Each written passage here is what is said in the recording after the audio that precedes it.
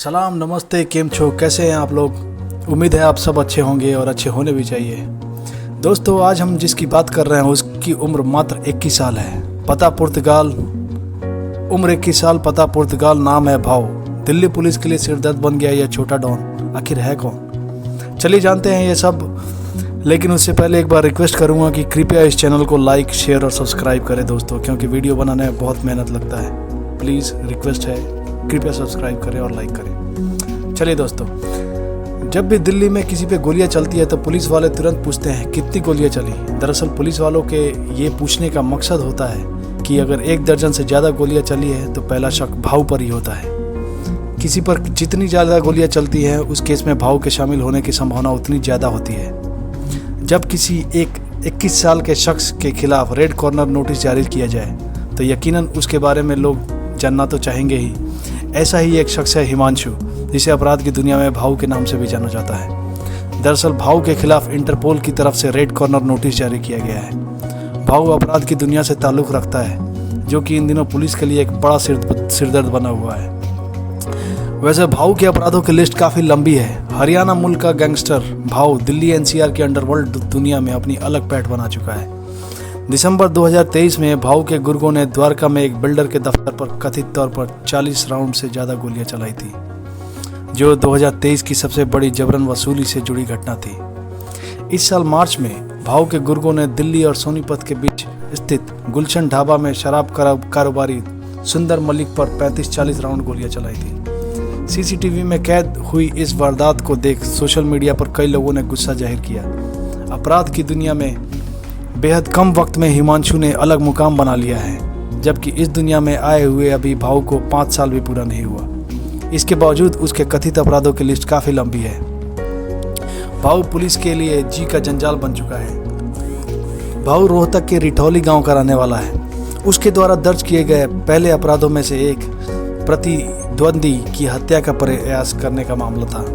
2020 में जब पुलिस ने उसे इस मामले में पकड़ा तब उसकी उम्र मात्र 18 साल से कुछ महीने कम थी, जब उसे हिसार के बाल सुधार गृह में भेज दिया गया। लेकिन वो वहाँ से कुछ ही हफ्तों में भाग गया और फिर से अपराध करने लगा।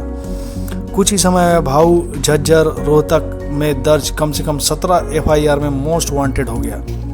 इनमें से ज़्यादातर मामले हत्या, जबरन वसूली और हत्या के प्रयास के थे। साल 2022 में पुलिस को लगा कि भाव अब उनके जी का जंजाल बनने वाला है।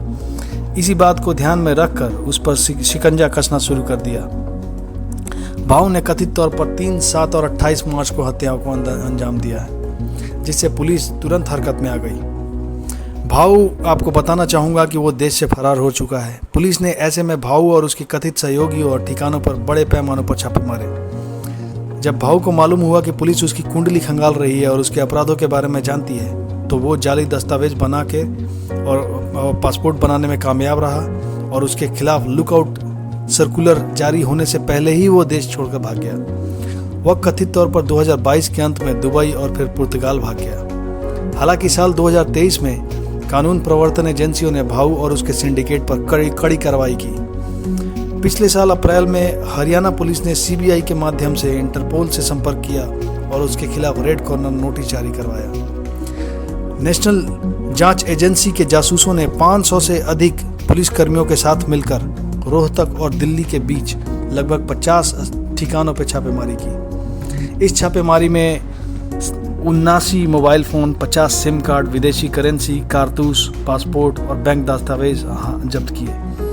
पिछले साल से भाव ने अपना ध्यान दिल्ली NCR पर केंद्रित कर दिया है। जबरन वसूली से संबंधित गोलीबारी घटना को अंजाम दिया है और शहर के पुलिसकर्मियों को परेशान करके रखा हुआ है। भाव ने पुलिस की नाक में इस कदर दम कर रखा है, इससे अंदाज़ा आप लगा लीजिए कि हरियाणा पुलिस ने उस पर 1.5 लाख रुपए से भी अधिक का इनाम घोषित किया है, जबकि दिल्ली पुलिस ने 1 लाख रुपए का इनाम रखने की पेशकश की है। भाव के बारे में पता चला है कि वो अपने 2 करीबी सहयोगियों योगेश कादियान और साहिल के साथ मिलकर काम कर रहा है, जो विदेश में है, और उनके खिलाफ रेड कॉर्नर नोटिस जारी किए गए हैं।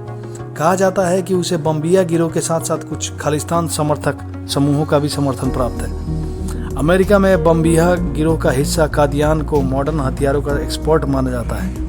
वह 17 साल की उम्र में ही फर्जी पासपोर्ट पे अमेरिका भाग गया था। सूत्रों ने कहा है कि दूसरी ओर साहिल भाऊ के लिए जबरन वसूली गिरोह का काम देखता है। दोस्तों, ऐसा है, हिमांशु भाई इतने कम उम्र में इतनी बड़ी इतना मोस्ट वांटेड होने के बाद आपको क्या लगता है, क्या ये पकड़ा जाएगा? क्या ऐसा ही जुल्म करता रहेगा, या फिर पुर्तगाल में कानून भारत की सरकार कुछ इसके खिलाफ एक्शन लेगी? कृपया हमें कमेंट करके ज़रूर बताएं। थैंक यू दोस्तों।